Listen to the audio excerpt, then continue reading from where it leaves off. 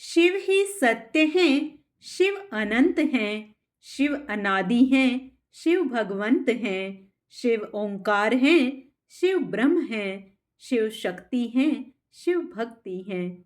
ओम नमः शिवाय।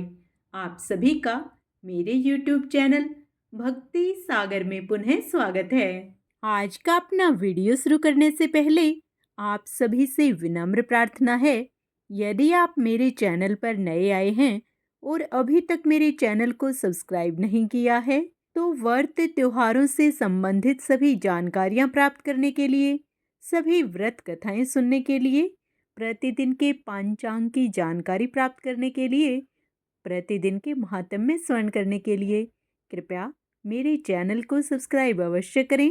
वीडियो यदि पसंद आता है तो लाइक एंड शेयर भी करें। प्रतिदिन शिव भक्ति की श्रृंखला में आइए सुनते हैं आज की कहानी। प्राचीन काल में रतन भद्र नाम से प्रसिद्ध एक धर्मात्मा यक्ष गंधमादन पर्वत पर रहता था। उनके पूर्णभद्र नामक एक पुत्र उत्पन्न हुआ। अंत में अनेक भोगों को भोगकर उस रतन भद्र ने शिव ध्यान परायण हो परम शांत शिवलोक को प्राप्त किया।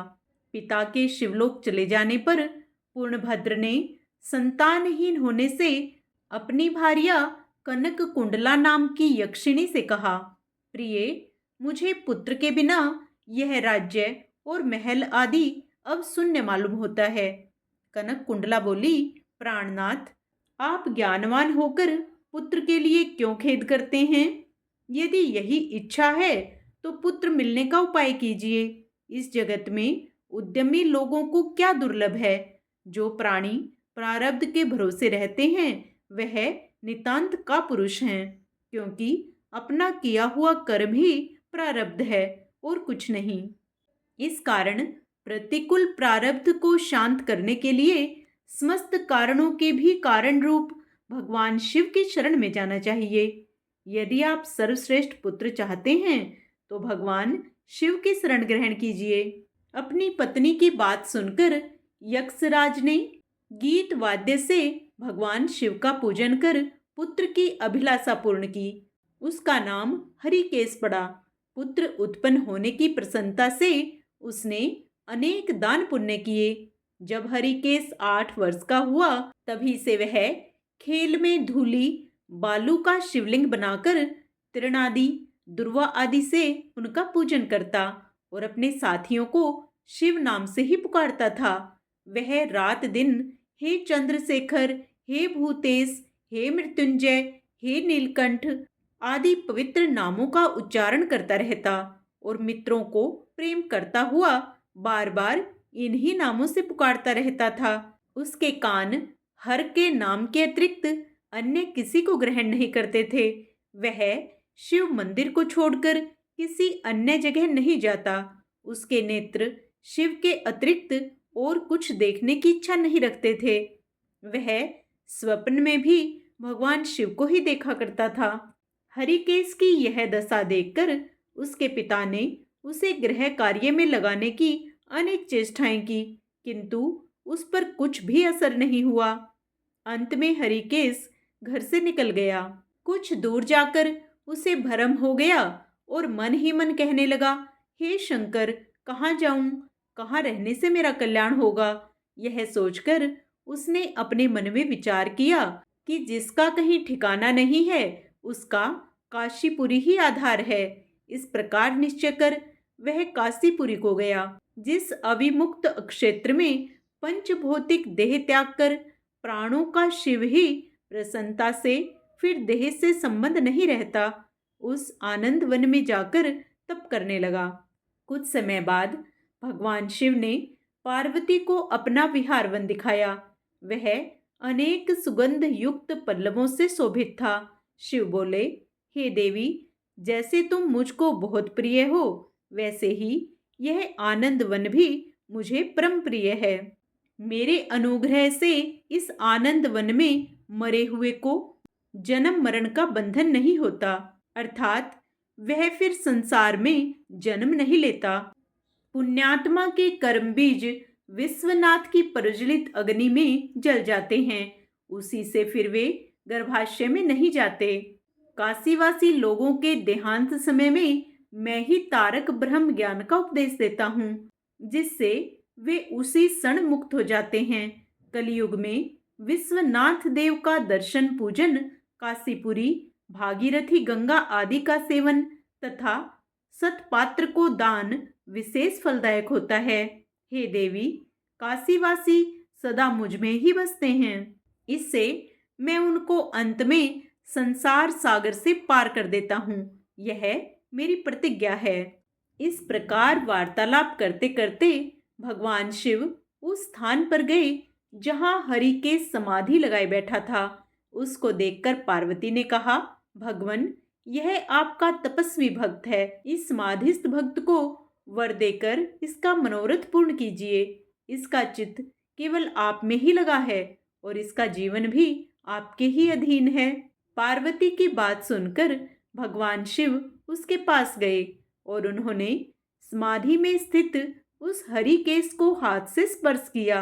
दया सिंधु का स्पर्श पाकर उस यक्ष ने आंखें खोलकर अपने सम्मुख प्रत्यक्ष अपने अभिष्ट को देखा। गदगद स्वर में यक्ष ने कहा कि हे शंभो, हे पार्वती पते, हे शंकर, आपकी जय हो। आपके कर कमलों का स्पर्श पाकर मेरा यह शरीर अमृत रूप हो गया। इस प्रकार प्रिय वचन सुनकर भगवान शिव बोले, हे यक्ष, तुम इसी क्षण मेरे वर से मेरे अक्षेत्र के दंडनायक हो जाओ। आज से तुम दुष्टों को दंडदायक और पुण्यवानों को सहायक बनो और दंड पाणी नाम से विख्यात होकर उद्भट गणों का नियंत्रण करो। मनुष्यों में सत्य, अर्थ नाम वाले संभ्रम और उद्भ्रम, ये दोनों गण सदा तुम्हारे साथ रहेंगे। तुम काशीवासी जनों के अन्नदाता, प्राणदाता, ज्ञानदाता हो और मेरे मुख से निकले तारक मंत्र के उपदेश से मोक्षदाता होकर नियमित रूप से काशी में निवास करो। भगवान शिव की कृपा से वही हरिकेश यक्ष काशी में दंड पाणी के रूप में स्थित हो गया और भक्तों के कल्याण में लग गया। जय भोले बाबा। ओम नमः शिवाय। हर हर महादेव। आइए पुनः मन में भगवान शिव व माता पार्वती का ध्यान करते हुए शिव महापुराण का आगे का अध्याय श्रवण करते हैं। भगवान शंकर की यह आज्ञा पाकर वे सातों ऋषि तुरंत ही उस स्थान पर जा पहुंचे जहां दीप्तिमती जगन्माता पार्वती विराजमान थी। सप्तऋषियों ने वहां शिवा को तपस्या की मूर्तिमती दूसरी सिद्धि के समान देखा। उनका तेज महान था। वे अपने उत्तम तेज से प्रकाशित हो रही थी। उन उत्तम वर्तधारी सप्तऋषियों ने उन्हें मन ही मन प्रणाम किया और उनके द्वारा विशेषतः पूजित हो वे मस्तक झुकाए इस प्रकार बोले। ऋषियों ने कहा, देवी गिरिराज नंदिनी, हमारी यह बात सुनो। हम जानना चाहते हैं कि तुम किस लिए तपस्या करती हो तथा इसके द्वारा किस देवता को और किस फल को पाना चाहती हो। उन द्विजों के इस प्रकार पूछने पर गिरिराज कुमारी देवी शिवा ने उनके सामने अत्यंत गोपनीय होने पर भी सच्ची बात बताई। पार्वती बोली, मुनीश्वरों, आप लोग प्रसन्नतापूर्ण हृदय से मेरी बात सुने। मैंने अपनी बुद्धि से जिसका चिंतन किया है, अपना वह विचार मैं आपके सामने रखती हूँ। आप लोग मेरी असंभव बातें सुनकर मेरा उपहास करेंगे, इसलिए उन्हें कहने में संकोच ही होता है। तथापि मैं कहती हूँ, क्या करूँ? मेरा यह मन अत्यंत दृढ़तापूर्वक एक उत्कृष्ट कर्म के अनुष्ठान में लगा है और ऐसा करने के लिए विवश हो गया। यह पानी के ऊपर बड़ी और ऊंची दीवार खड़ी करना चाहता है। देवर्षि का उपदेश पाकर मैं भगवान रुद्र, मेरे पति हूँ, इस मनोरथ को मन में लिए अत्यंत कठोर तप कर रही हूँ। मेरा मन रूपी पक्षी बिना पंख के ही हठपूर्वक आकाश में उड़ रहा है। मेरे स्वामी करुणा निधान भगवान शंकर ही उसके इस आशा की पूर्ति कर सकते हैं। पार्वती का यह वचन सुनकर वे मुनि हंस पड़े और गिरिजा का सम्मान करते हुए प्रसन्नता पूर्वक छल युक्त मिथ्या वचन बोले। ऋषियों ने कहा, गिरिराज नंदिनी, देवर्षि नारद व्यर्थ ही अपने को पंडित मानते हैं। उनके मन में क्रूरता भरी रहती है। आप समझदार होकर भी क्या उनके चरित्र को नहीं जानती? नारद छल कपट की बातें करते हैं और दूसरों के चित्त को मोह में डालकर मत डालते हैं। उनकी बातें सुनने से सर्वथा हानि ही होती है। ब्रह्मपुत्र दक्ष के पुत्रों को नारद ने जो छलपूर्ण उपदेश दिया, उसका फल यह हुआ कि वे सबके सब अपने पिता के घर लौटकर ना आ सके। यही हाल उन्होंने दक्ष के दूसरे पुत्रों का भी किया। वे भी उनके चक्कर में आकर भिखारी बन गए। विद्याधर चित्रकेतु को इन्होंने ऐसा उपदेश दिया कि उसका घर ही उजड़ गया। प्रहलाद को अपना चेला बनाकर इन्होंने हिरण्यकश्यपु से बड़े बड़े दुख दिलवाए। ये सदा दूसरों की बुद्धि में भेद पैदा किया करते हैं। नारद मुनि कानों को पसंद आने वाली अपनी विद्या जिस जिसको सुना देते हैं, वही अपना घर छोड़कर तत्काल भीख मांगने लगता है। उनका मन मलिन है, केवल शरीर ही सदा उज्जवल दिखाई देता है। हम उन्हें विशेष रूप से जानते हैं क्योंकि उनके साथ रहते हैं। उनका उपदेश पाकर बड़े बड़े विद्वानों द्वारा सम्मानित होने वाली तुम भी व्यर्थ ही भुलावे में आ गई और मूर्ख बनकर दुष्कर तपस्या करने लगी। बाले, तुम जिनके लिए यह भारी तपस्या करती हो, वे रुद्र सदा उदासीन, निर्विकार तथा काम के शत्रु हैं, इसमें संशय नहीं है। वे अमांगलिक वस्तुओं से युक्त शरीर धारण करते हैं, लज्जा को तिलांजलि दे चुके हैं। उनका न कहीं घर है न द्वार।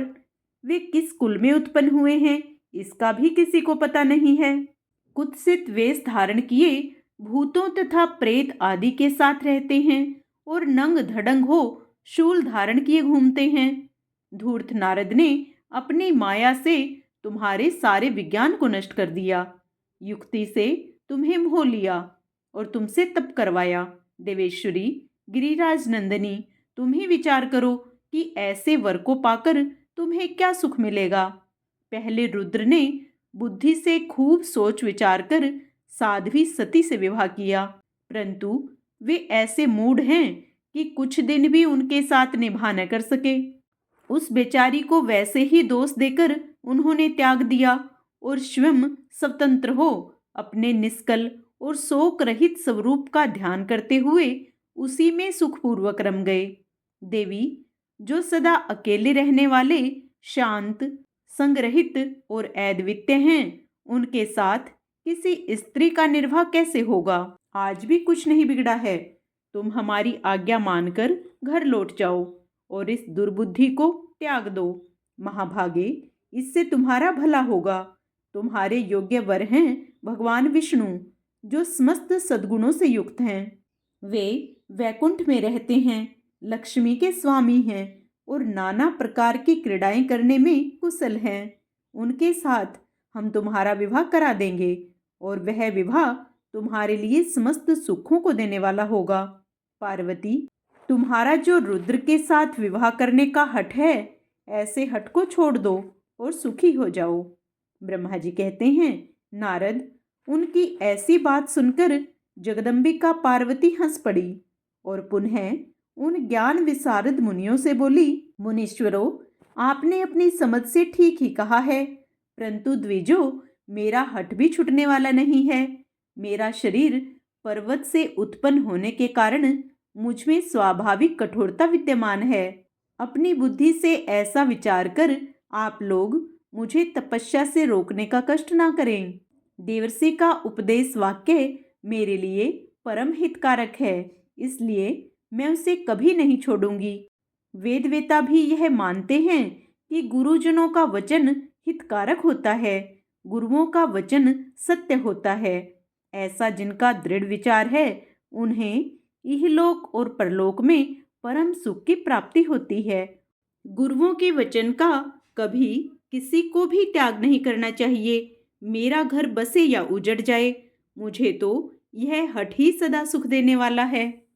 मुनिवरों, आपने जो बातें कही हैं, मैं उनका आपके कहे हुए तात्पर्य से भिन्न अर्थ समझती हूँ और उनका यहाँ संक्षेप में विवेचन प्रस्तुत करती हूँ। आपने यह ठीक कहा है कि भगवान विष्णु सद्गुणों के धाम तथा लीला विहारी हैं। साथ ही आपने सदाशिव को निर्गुण कहा है। इसमें जो कारण है वह बताया जाता है। भगवान शिव साक्षात परब्रह्म हैं, अतएव निर्विकार हैं। वे केवल भक्तों के लिए शरीर धारण करते हैं, फिर भी लौकिक की प्रभुता को दिखाना नहीं चाहते।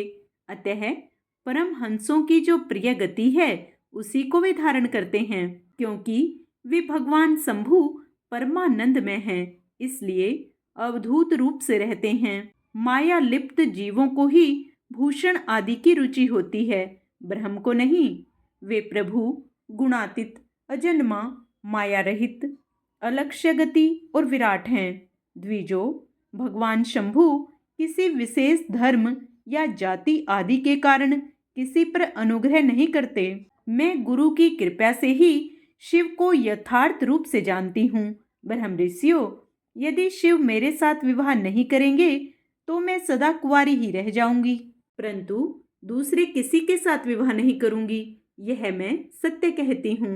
यदि सूर्य पश्चिम दिशा में उगने लगे, मेरु पर्वत अपने स्थान से विचलित हो जाए, अग्नि शीतलता को अपना ले तथा कमल पर्वत शिखर की शिखा के ऊपर खिलने लगे, तो भी मेरा हठ छूट नहीं सकता।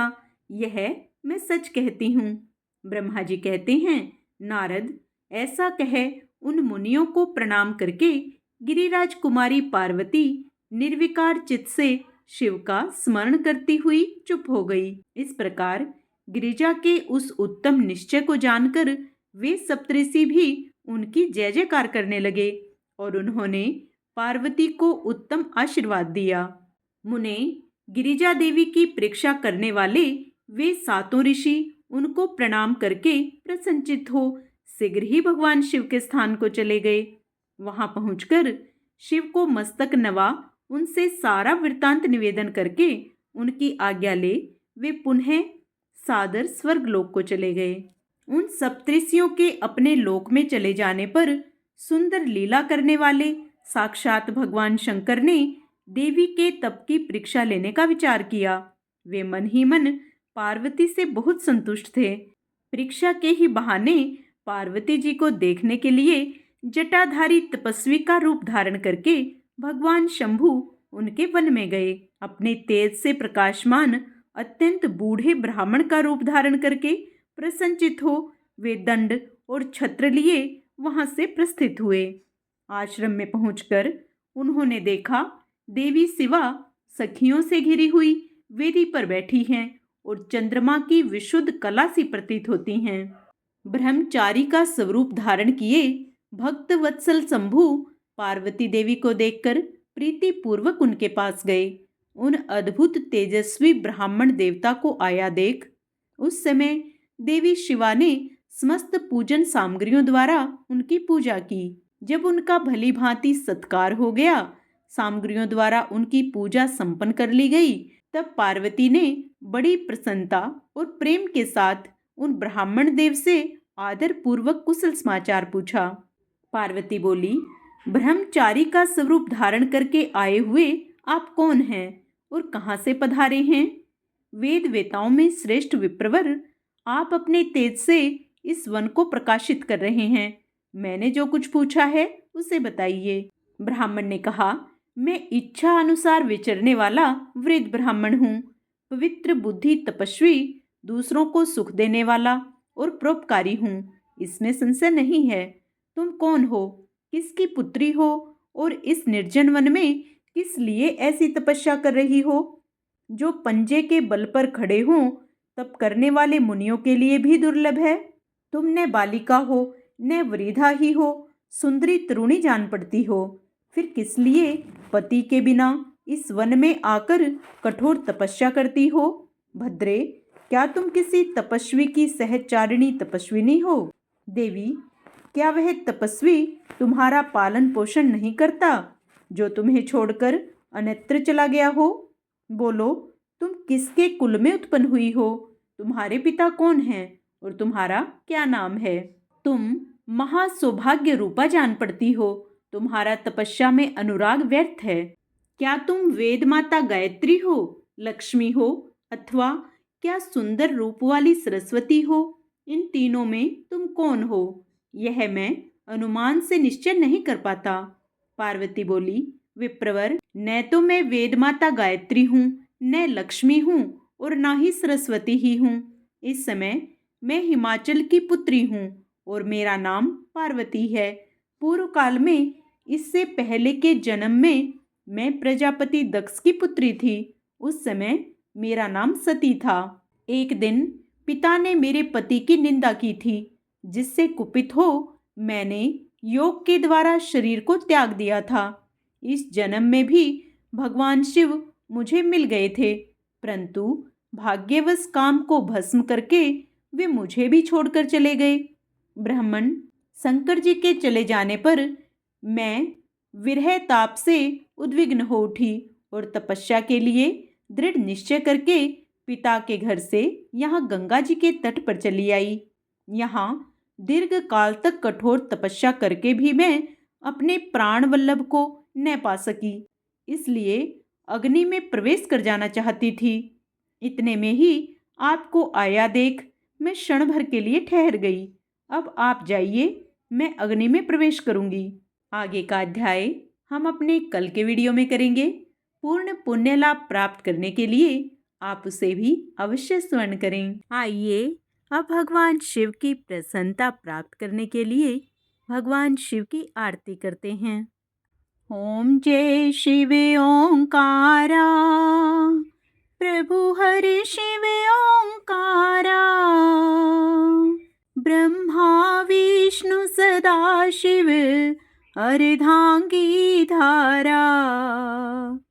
ओम हरे हरे हरे महादेव, एकानन चतुरानन पंचानन राजे,